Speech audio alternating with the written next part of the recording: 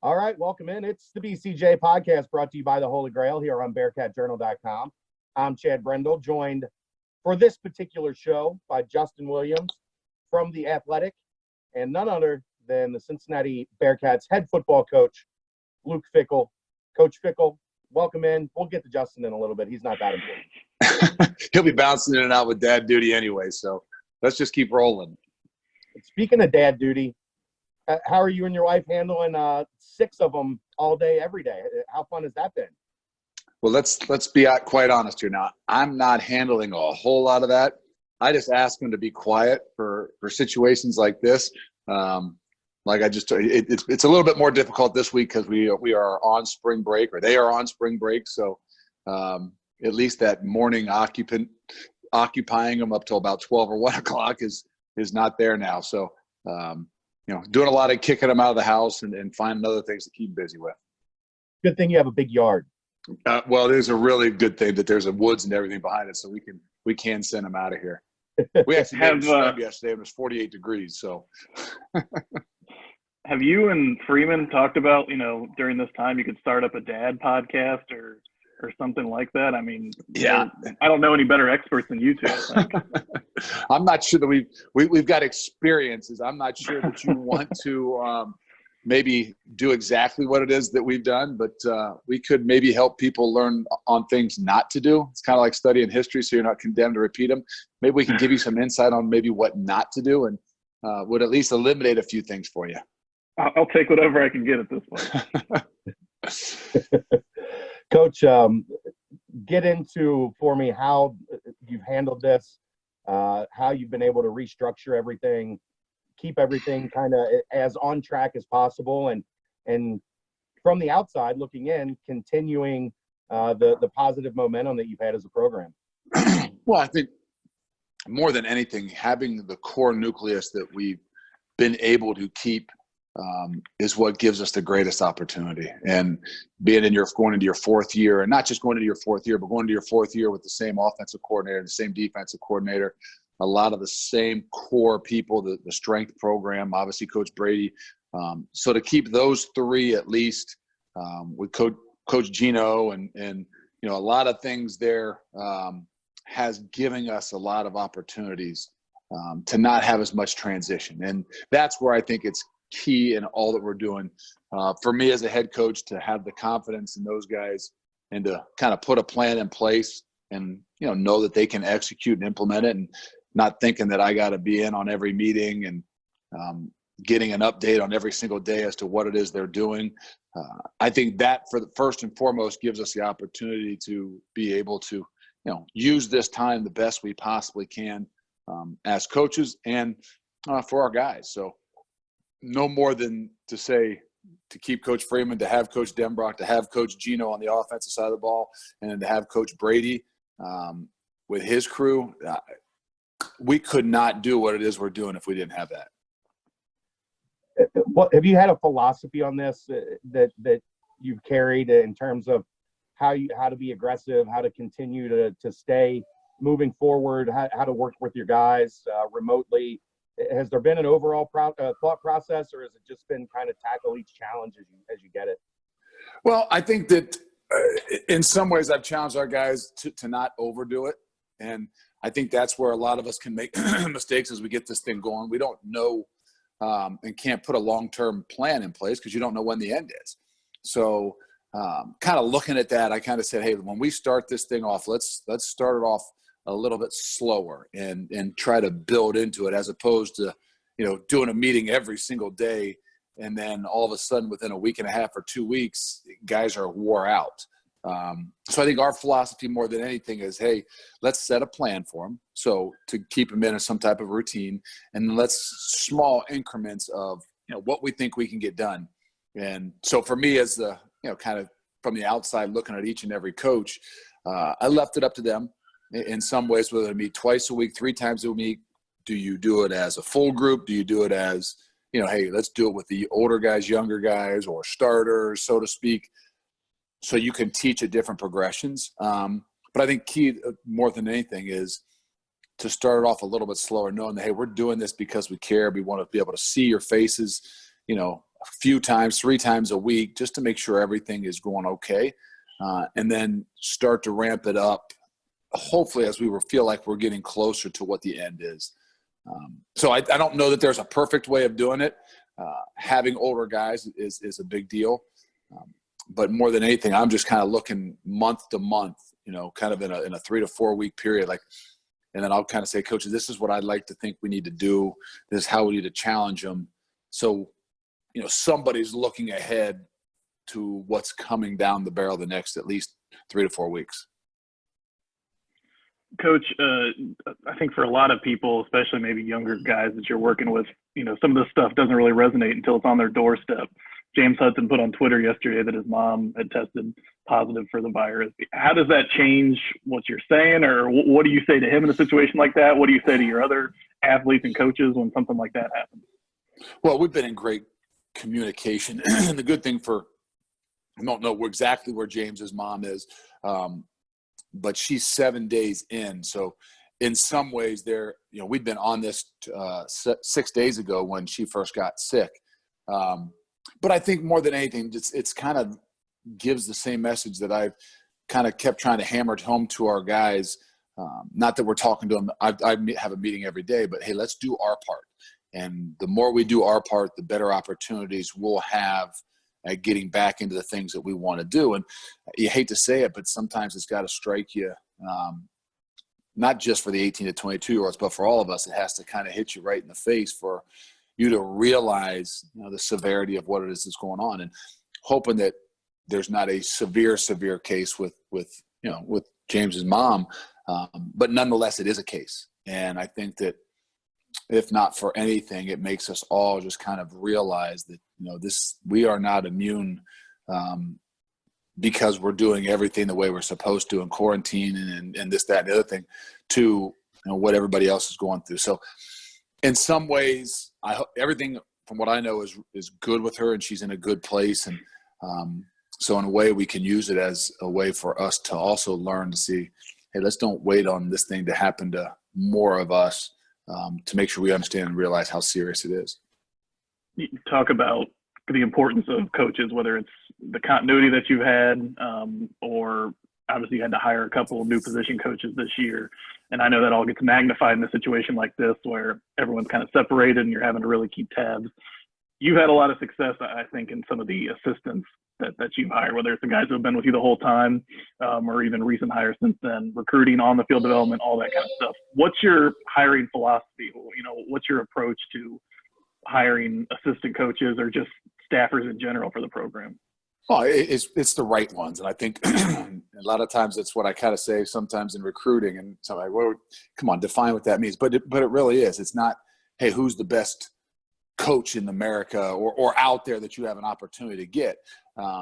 It's, hey, what's the best fit for what it is that we need? And I think each and every coaching change that we've made or had, we've gotten better as a staff and as a program. And that's not to say that in year 1 to year 2 that, because we brought Mike Mickens in, he was a better coach than Willie Martinez. The reality was he was better for what we needed at that time for that unit and for us as a staff. And, the same thing being done with all the coaching. We've gotten better, not because we're better coaches. I mean, we lost Coach Phillips, and we're going to be better in some ways than we were before. And that was a core member of our coaching staff. He'd been from day one when we started this thing, when Coach Freeman and him moved into my basement in Columbus, Ohio. That's a core to what it is that you do. But as he walks out, it's a different time now. And if we have a chance to make our program better, there's some things that, we could bring in that maybe even Coach Phillips didn't provide for us. So I think we've been fortunate. I've been fortunate. Our program's been fortunate in every one of these moves. We've been able to make ourselves better. And to be honest, Coach Phillips is the first kind of what I would say is a core nucleus to what we've done that is left, and I think just happened to be the situation with Coach Enos that would have been one I was more concerned about replacing, because I believe he was a core nucleus to what we're doing. But it just happens that you had a guy that was a GA, or Coach Denbrock was a GA when he was playing. He coached Coach Gino. He'd been at the University of Cincinnati. what a fit that allowed us to bring us somebody with his, credentials into what it is that we need, but also has a history with a lot of the guys around us. And you can say it's similar to Coach Perry too. And him, coaching Coach Mick, he was defensive coordinator when Coach Mick was the corners coach at BG. So there was a connection. There was a similar language. It's just, we're very fortunate to have those guys that fit in, especially in this situation, that they're not completely new, because there's a lot of connections. What are the emotions for you as a head coach when a guy like Mike Mickens comes in, does a great job here, gets the opportunity to go somewhere like Notre Dame? Are you like a proud parent in that case? Well, there's mixed emotions. I mean, don't get me wrong. We fought our butt off and kept recruiting Coach Mick to stay, but really know that, most importantly, we want these guys to have the best opportunities for their families. And I'm not saying leaving and moving on is always the best opportunity, but there's a part of you that's excited for him and proud just to have been a part of what it is he's done and his growth here. Actually, I don't like losing any of them. Don't get me wrong. But I love it when a guy comes in and does an incredible job and then has an opportunity like Coach Mick has, because of the way his guys have performed and what he's done on the recruiting trail and in a kind of a body of work. That makes you incredibly proud. It's tough sometimes when a guy leaves in 1 year, to be honest with you, because it's not always based on, hey, your guys played really well, you showed some development. That's kind of the natural progression. Sometimes it's just when they know somebody, and in some ways those guys, you're not happy about. But when a guy comes in and kind of does as Coach Mick has done, and Coach Joe, just, yes, there's a part of you that's selfish, that doesn't want him to go and knows what they've done for the program, what they can continue to do. Then there's a part of you that says, you know what, I am incredibly happy for him and this opportunity for his family. So it's a little bit of a mixed emotion, and especially for guys like, guys that did the job that Coach Mick did. Speaking of defensive line, Greg Scruggs had talked about not wanting to get into coaching, that he wanted to be in a player development role, that's where he had saw his career going. What changed? Take me through those conversations with him and his mentality changing to wanting to move to the front of the room and be a defensive line coach. Well, you're exactly. I mean, Coach Scruggs he hasn't denied it, never will deny it. He said, when we hired him at the player development position, he said, look, I got no intentions of coaching. And I'd have hired him, or we'd have hired him had he said he really and someday would like to coach, just because of the sheer fact of, after meeting him, they said it's a guy we got to have in our program. But he never did. Never wanted to have a different relationship with guys. Thought he added value in different ways, and what he saw was the future of where he was going to go with his career. And to be honest, he was actually at a convention on mental health, so we had sent him with our training staff. I think he was in California, to be honest with you, and doing some, just getting some background on all the mental health stuff that's going on, and with the student athletes, just so he can be aware and he can better help our kids. And he called me out of the blue from a break at the convention and threw it out to me and said, "Hey, Coach, I just want you to know that I love what it is we're doing here. I love being a part of, all the people involved, from the players to all the coaches to the support staff. And I think I could add value as a defensive line coach if you would see fit." And, we were all in kind of I don't even know, I was headed somewhere. He was obviously going back in. And I said, "Hey, let's don't forget this. Let's talk about this when you get back." So kind of pushed it, and in my mind kept really to give me some time to kind of sink my, thoughts around it and actually get with Coach Freeman to see what he thought about it. Because everybody in the program loves him. I mean, what he provides. So it was just kind of off the cuff that he threw it out there. And then we went to the next step for me and Coach Freeman to kind of, not say put him through the hoops, but, kind of see how much he really wanted to do it. Because coaching is different.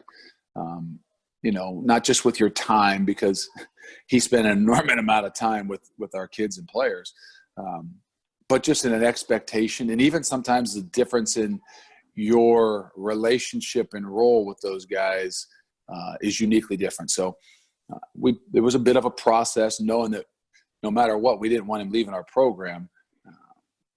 But from the get-go, we knew it would be a great fit. We just wanted to make sure it was going to be the right fit. We talked to Brady last week, and he talked about, working with you at Ohio State, and this was a job that you kind of had on a list of ones that would be a good fit for you. And you talked about that you learned some things from that 1 year when you coached at Ohio State, and maybe it kind of pushed off. You wanted to be a head coach elsewhere, and when this came open, you really went after it. So what was it about this job? What did you know and see before coming in here that you felt like, aside from being, a couple hours from where you were in Columbus and all the Ohio ties, what was it about the program that you felt like would be a good fit for you? Well, I mean, I didn't know as much about the program, to be honest with you. I knew where it was. I knew what the football was like around it, and I just mean from the greater Cincinnati area to the state of Ohio. And to me, if I asked any of my, so to speak, mentors and asked them, say, okay, if you want to be a head coach, what would be the first criteria for you? And they pretty much all to a T would say, go someplace where you can win. Well, what coach doesn't believe in what it is that they do and doesn't believe that they can take anybody and anybody to being successful? You wouldn't be a coach. You wouldn't be any good at it if you didn't believe that. So, but the reality is, do you really believe that there's a core nucleus, starting with recruiting, that you can be successful with? So from afar, I always believed that it was a great place from what I knew, more so just what surrounded it. And then I thought the unique thing, as I started to study it a little bit, was I believe that sometimes when you take over something or you go to be a coach, what people need is change. And sometimes that's from the voice to the message to a style. And I really believed what had been here before, me walking in the door, whether the kids ever knew me from Adam or anything like that, whether they were successful or they weren't successful, to me, change is sometimes a good thing. It's inevitable. But for me in particular, thinking, boy, I'm going to be a 180 from what they'd had here before. And I think that gave me not saying better, who knows what's better, but that gives me an opportunity to get the attention of the kids, to make an impact, to make a difference a lot quicker than it. You came in and spoke the same language and kind of kept the same type of environment. I don't want to say culture, because culture is sometimes ingrained in a place, but an environment, an atmosphere, and a leadership style that sometimes, there's a lot of guys that are very similar. And I think it's a harder transition in that. And I learned that from my time of what happened with Coach Tress. And to be any bit like him was going to be impossible. And anybody that came in after him, as I evaluated it, if they were any bit like him, was going to be really difficult, because those kids would always compare it.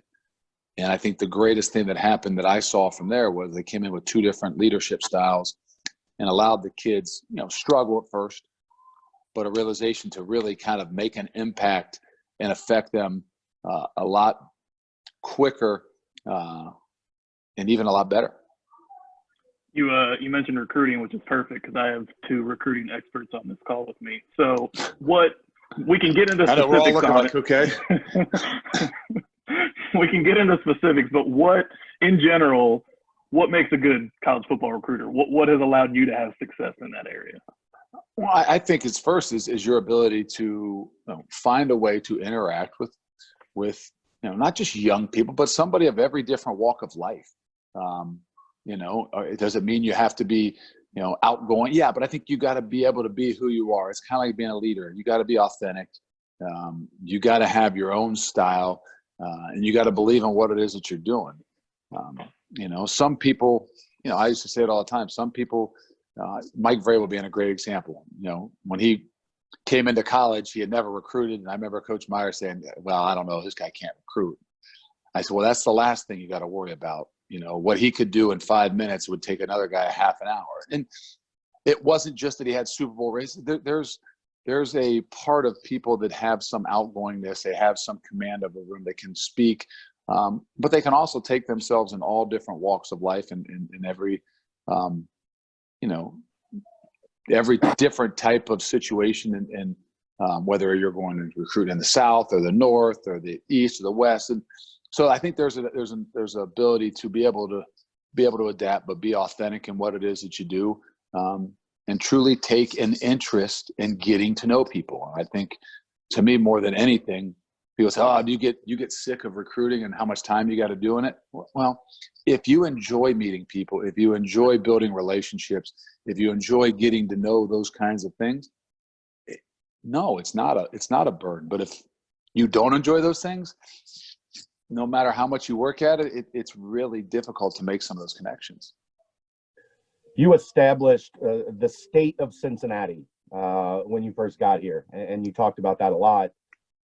Landing the big name kids, as someone that's been around the program for a while, landing the big name kids was hard because staying home was never the thing to do in recruiting in the city of Cincinnati.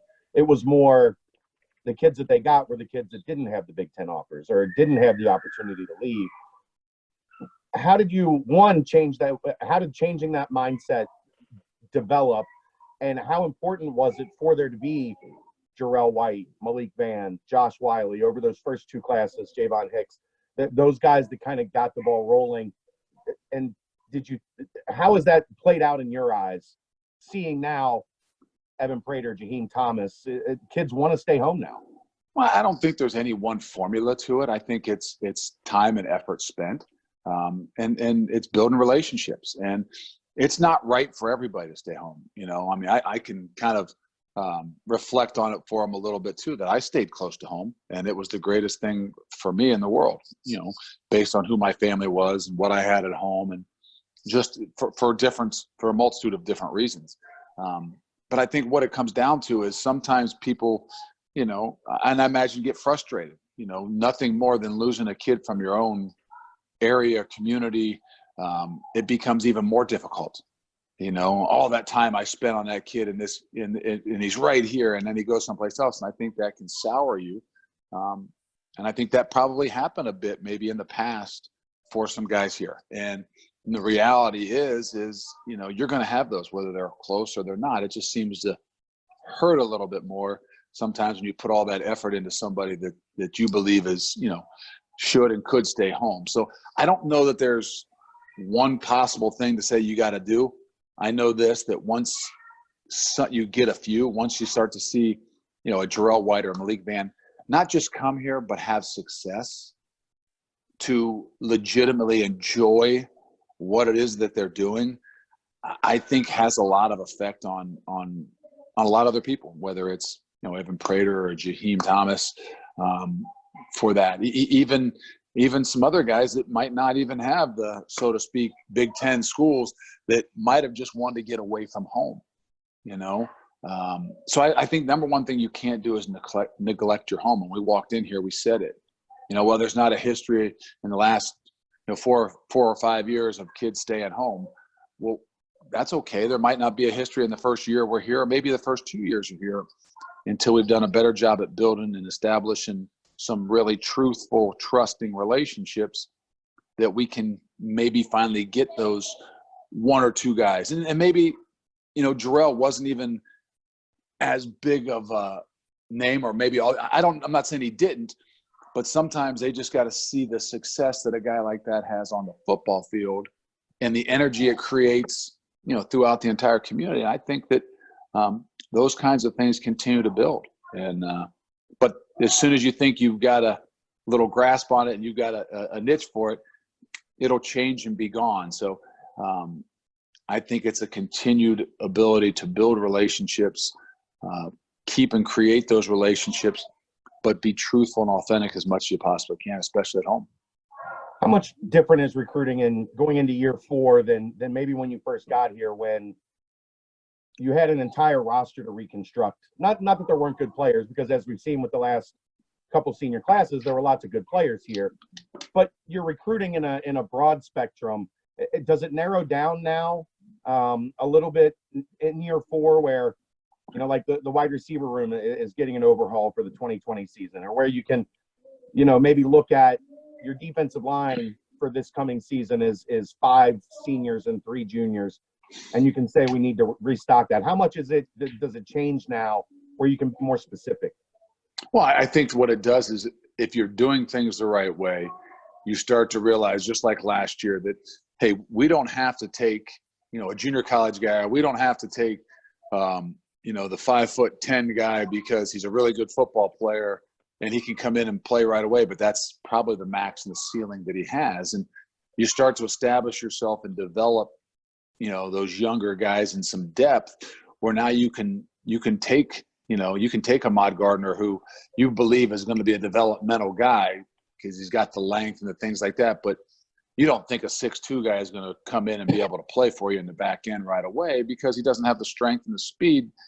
If he had that strength and speed, he probably would have been everywhere in the country. So I think what it does is it allows us to not think that we got to have a ready-made guy. And I know everybody wants those, but I'm just saying that, we can project and take guys that we truly believe their best football is not even close to being there yet,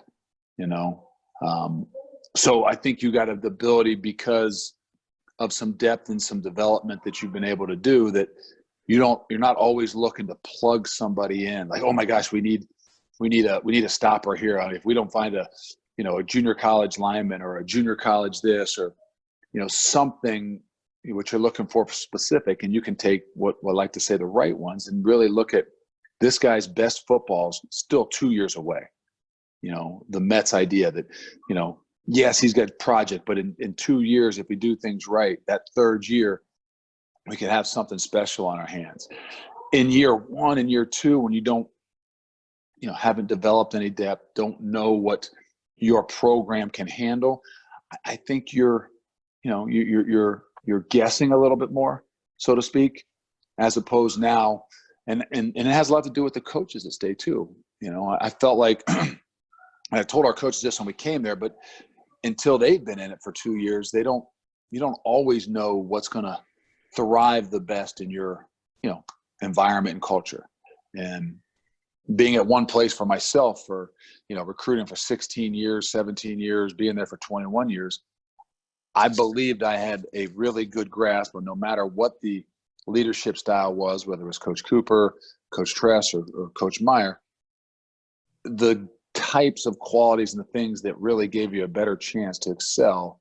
And I don't just mean athletic ability, in the environment and community. And I think that even into year 3 and 4 now for our coaching staff, they got a better grasp of, what best fits. And I don't mean positionally, but what best fits in the guys who are going to be more successful in our environment, our atmosphere, and the things we expect those guys to be able to do on a daily basis to become a lot better football players. Coach, you mentioned Ahmad Gardner earlier. I'm not familiar with that name. Who's Ahmad? Yeah, okay, maybe I'll go ahead for the first time and actually refer to him as Sauce. But yes, Sauce Gardner. Whether it's, you kind of mentioned that idea of some guys you have to see ahead, that their best football's ahead of them, or we can get our hands on them and work with them. Whether it's recruiting or whether it's bringing a guy in and realizing, hey, maybe his best fit is at a different position, sometimes on the other side of the ball. I feel like that's something that's been credited to you, kind of your talent evaluation as a coach, even when you were at Ohio State before you were a head coach. Is that a skill, a talent that you feel like you have?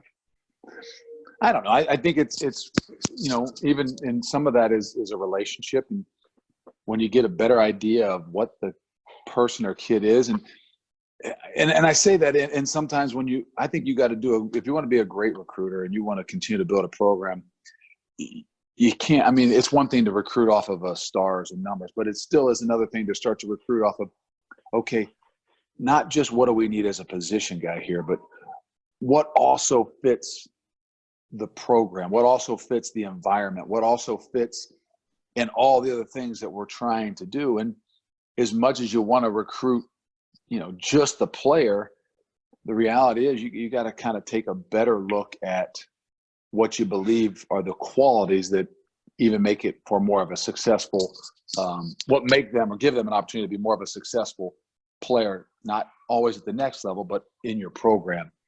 So I think that, is that what gives you a better chance? I think it gives you a chance to, maybe not always recruit the 5-star or the highest recruited guy, but sometimes recruit those guys that become great football players for you and your program, and a lot of times develop into guys that can play at the next level as well. So I think as a coach, it's still kind of realizing what that relationship and what those guys, have a little bit more inside that chest, to figure out, where does this guy kind of fit in my grand scheme of things? Because, we don't get to pick them. I don't care where you are. You don't get to, you're at Alabama or whatever. You don't get to just say who you want. You might have a better chance, but you still got to find the right ones, and knowing it takes some time to get a feel for what's deep down inside that chest and inside that head, to have a better idea of what they're going to be when they get there. How fun is it then to see a guy like Wilson Huber in the bowl practices when you guys finally let him loose and he's running around like a maniac, getting in on every play? That's got to feel pretty rewarding to think we might have got this one right. Well, it's still to be determined, but yes. I think that it's a little bit easier in the position I'm in as a head coach, because you are stepping back and you're not ingrained in, if you're not Coach Freeman, where you're just ingrained into those 13 guys you got in your room, those 12 guys, it's hard to step back and see that perspective, and so that was different for me when I took this role. Is you get to see things in a little bit different light. You don't have the same things on a daily basis. Sometimes don't even build those relationships where at times you can be blinded because of your, objective view based on what you know about those guys. And so I think it takes a balance, and to have a coaching staff that's open to the ideas. Nobody loves it. Coach Denbrock didn't love the idea of taking Wilson Huber out of his room and putting him into a linebacker room. And, well, hold on now, you guys in bull practice are going to take him down there. Well, yeah, but we need him for our 3 tight end sets and sometimes our 2 tight end sets. And boy, he's great for us when we need to be able to put him in the game. And, so he didn't like that taken out of his room.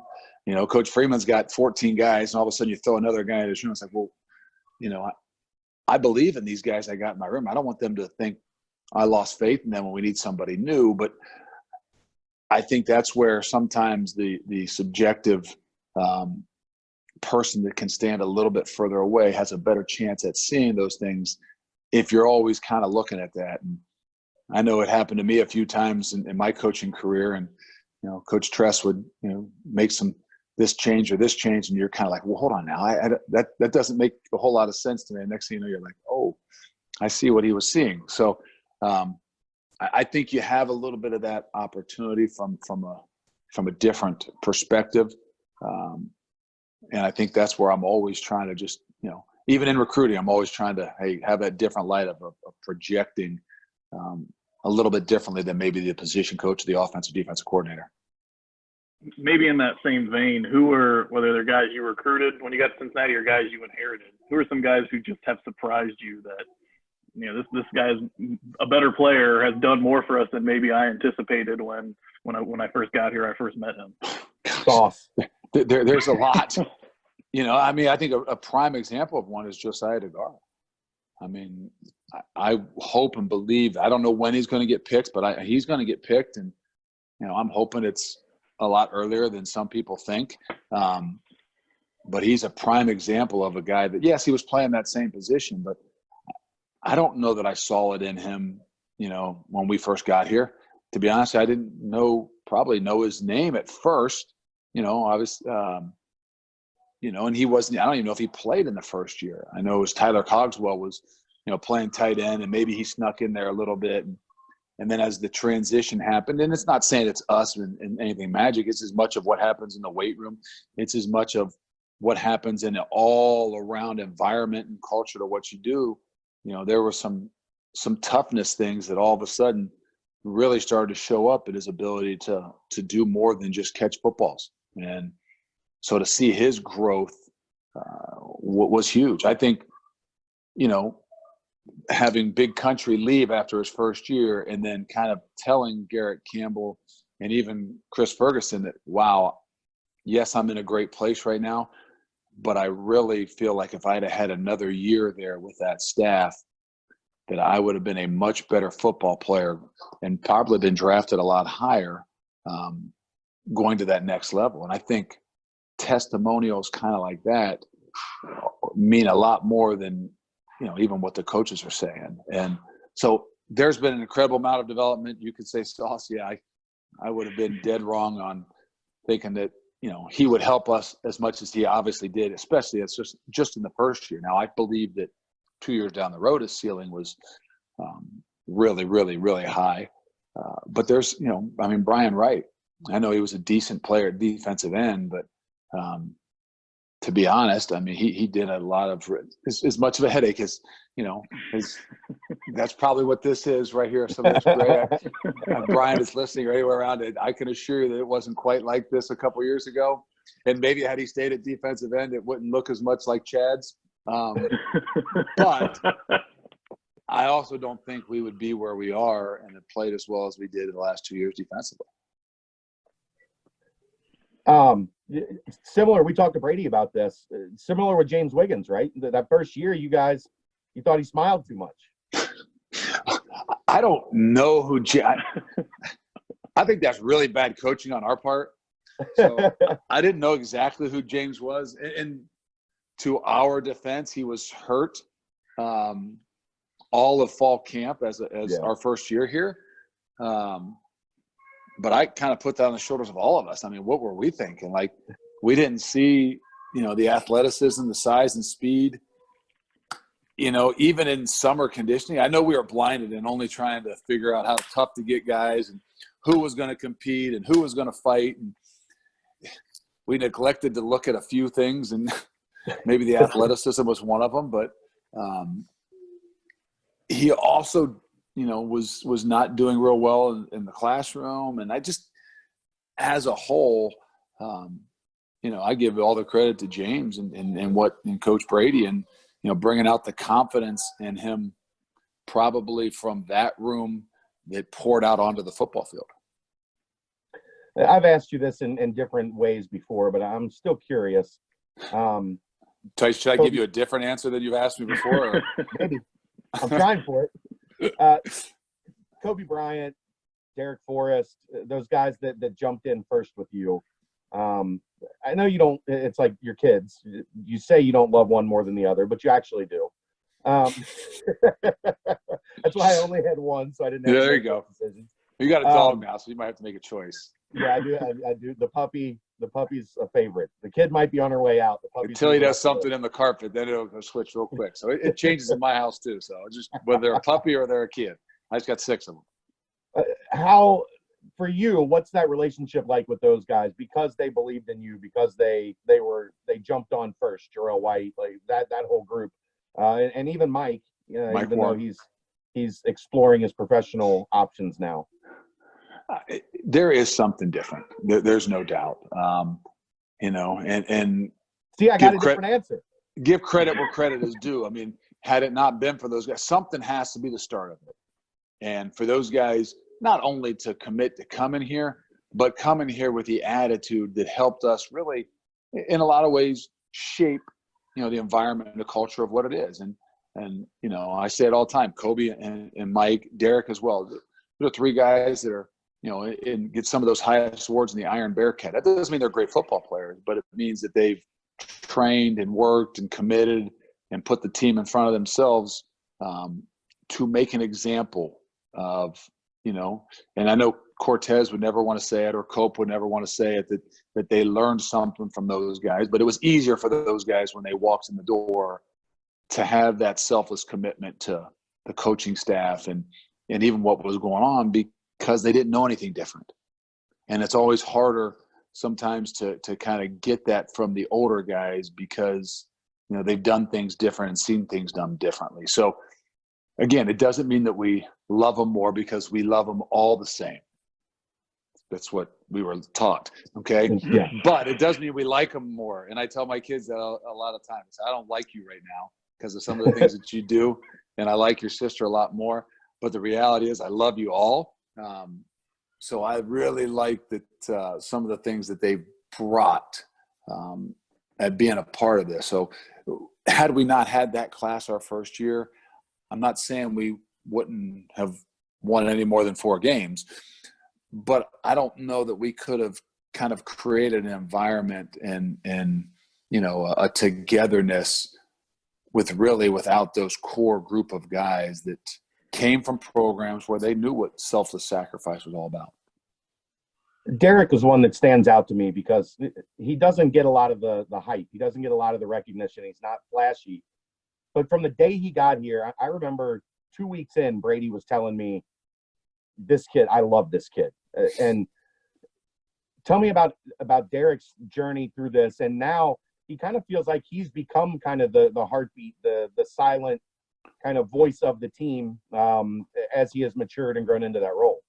He is in a lot of ways. And I don't know if Derek would say this. I felt like it was easier for Derek and I to make a connection and not – it's all about, building and creating and having a relationship, and it starts with trust. And the unique thing for me and Derek is not that we both were from Columbus, but it might have something to do with I recruited one of his best friends and was a big part of recruiting one of his best friends. And I got to believe in some ways that was a big part of us getting him and probably had a little bit more insight about me and who I am and what I'm really about. That when he walked in the door here, thank God he had that kind of personality and that kind of confidence that I don't know if people asked him or said some things or, but for him to show the faith and belief, maybe he's the one guy that knew me, didn't really know me, but knew me differently than even Mike Warren, who I had recruited for 3 weeks, or, Kobe Bryant, who in some ways knew me a little bit different too because of his brother. So it gave us an opportunity, and I would say both him and Kobe, maybe for guys to have a better understanding of who I was and maybe even who Coach Freeman was, because they maybe had some connection, Kobe with his brother and him, which I think goes a really long way in that locker room. And I give all the credit in the world. And the transition from year 1 to year 2 is not a position change. It's not one guy. It's not, just Desmond Ritter, but it's the ability for that locker room to kind of create a lot of trust, respect, and love in there. And that doesn't happen unless you've got some really good people. And I'm not – Cope and Cortez were great people and great leaders, but I think with some of the strength of who Derek is and who Kobe are, and having our back as a football staff, I think really helped with the transition. You talked about one of the biggest challenges of this current circumstances is kind of the lack of structure, because that's a big thing, whether it's for players or for coaches. So for you, what's been the biggest challenge for you personally with that? What's maybe something you're doing differently right now than you would have otherwise, other than growing a beard? Well, I'm a structured person. So for me the biggest difference for me is not going into the office to get my workout, but still being here, getting a workout. I mean, you'd be amazed. I mean, my wife would tell you, I think you get more work done right now than you did when you were at the office, unless I didn't realize what you were doing at the office because you're working all the time. And I really feel like we are getting a lot done. We're having, a lot of conversations, talking ball. What I don't think I realized, I knew it, but I didn't also realize it. And I don't know that everybody else realizes it, that, we're worried about the kids, what's their structure, and we're not around them when I need them probably more than they need me. And it was like the end of last week that I started to realize that. And there's a reason why I kind of drive over by there and just drive by the apartments and, just to see, because in some ways I feel empty. And it's not that I'm not getting able to yell at somebody, because I got plenty of kids here to yell at. It's just you miss the energy, like you miss the vibe, you miss that there's an amazing different energy that's created by 18 to 22-year-olds that love what they're doing than it is, for all the other stuff that I do. And so where we say we're worried about our kids, I didn't realize I'm worried about myself of not having some of those connections and missing those relationships, because I don't get to have the individual meetings like, all the other coaches, because I want them to be able to do what they need to do. So right now, I'm believing it's a little bit tougher on me saying, hey, I miss them, I'm sure, a lot more than they miss me. Let's talk about TikTok. I know you kind of started that off a couple of weeks ago, but now it's just grown into this phenomenon with all of your assistants and your players and everything. Gino was screwed. What's that? Gino was screwed. Well, if I was a betting man and I was going to put money on the table, I would have put my money on Coach Gino, the Hall of Famer. I told Coach Freeman, so you're going to have to come out of your shoes, because to beat the Hall of Famer here, you're going to need something special. So, but I think regardless of anything else, I'm glad I started it, because if I had to be involved in that, man, my home would have been chaos. So, but they created actually Kelsey Sharkey, who is awesome and wonderful, and got to have all the credit for the creativity behind that. She's the one that talked me into doing mine and told me exactly what I was doing. And I think at this time, it's really hard to find content. Okay, we can replay the UCF game how many times? We can re-show highlight videos, but there's people that have a special gift to create things and have that, creative, which I don't. So you need those kinds of people on your staff. But to come up with that idea, I know this, it gave my family a lot of fun. They were waiting for it to come out and waiting for, the voting to happen. And I mean, we watched it as a family over, I don't know how many times they watched those last two. So those are the things that are another part of your program that I think not just the locally, but I think that everybody can get behind, because, it's a lot of fun. Was Coach Crook, was he the biggest surprise? It might have been my silent favorite, just his final move. The final move, I think that maybe of all of them, the very first one of Coach Crook with the drum roll there, I think that was a surprise to me and one of my favorite as well. Did they ask Tanuta? Do you know? What's that? Did they ask Tanuta? I don't know. You know what? I don't know who she all asked to do it. I think she's wise enough to figure out where this is going to go, and knowing darn well that, that the guys that are going to have the bigger families and little kids involved are going to probably – and I didn't even know TikTok. I thought TikTok was all dance. I didn't realize TikTok meant like things like those guys were doing, like reenactments of things or short. I didn't know. So so she strategically picked, obviously, who she thought was going to put a lot of time and effort into it, and who would use the props necessary. I know this. They were competitive about it. Like, they wanted to beat each other bad. There's some people that want to recount now. I mean, between Coach Brady, I didn't hear it from Coach Gino, but I know Coach Brady and Coach Gino have gone together because some way, somehow they believe Freeman won, but Coach Brady doesn't believe he should have won the semifinals. He said, I had more likes, I had more retweets. I don't know where he's getting all this. And then Coach Gino, in some ways, had more likes and more retweets and didn't win. So there's been a lot of bantering back and forth amongst the staff that they want to get Kelsey into a room and make sure that they can figure out how these were all tallied. Coach, these are obviously tough times for athletic departments across the country. We saw what happened with soccer today, unfortunately for the university. How do you navigate that process? There's been talk about, maybe a brief reduction in salaries or things along those lines. How do you handle that as it's developing in front of you? No, I just want to communicate and help the best way we can possibly do it.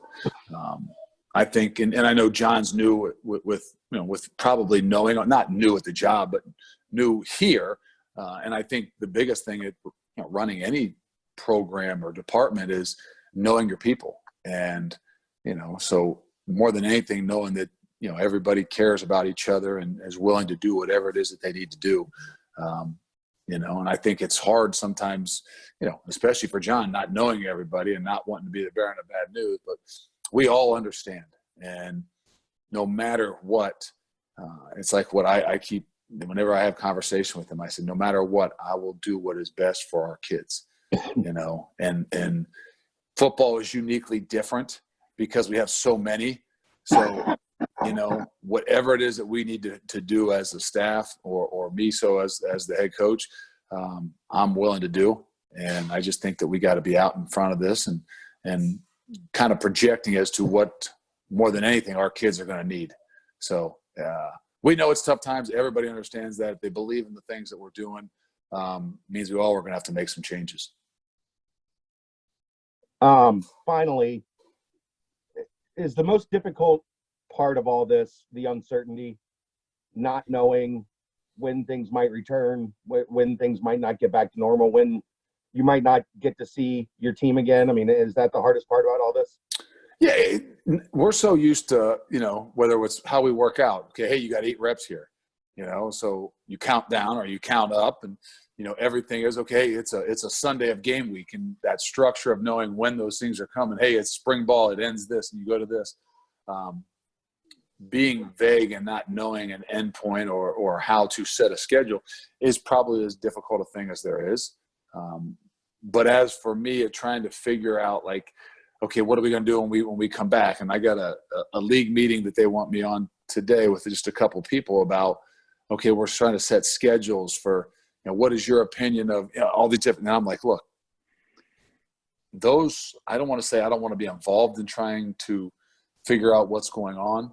But the reality is I got 120 kids. We've got a big staff. We've got a big group of kids. I'm looking at month to month and how do we keep our coaching staff and our kids engaged, not looking ahead to exactly when it's going to end, but just figuring 3 to 4 weeks in advance. And, it's like all those things. Hey, what are you voting? What are you doing about the transfer? Look, I don't know that I'm going to have a whole lot of say in what it is that they're doing. I'm not going to spend all my time worrying about doing those things when my time is going to be spent on, hey, what can I do best for our staff and what can I do best for our kids? If you sit and think about it, it can get absorbing. It can take your whole entire day, and it's going to be really difficult. So, yeah, those are those other kids.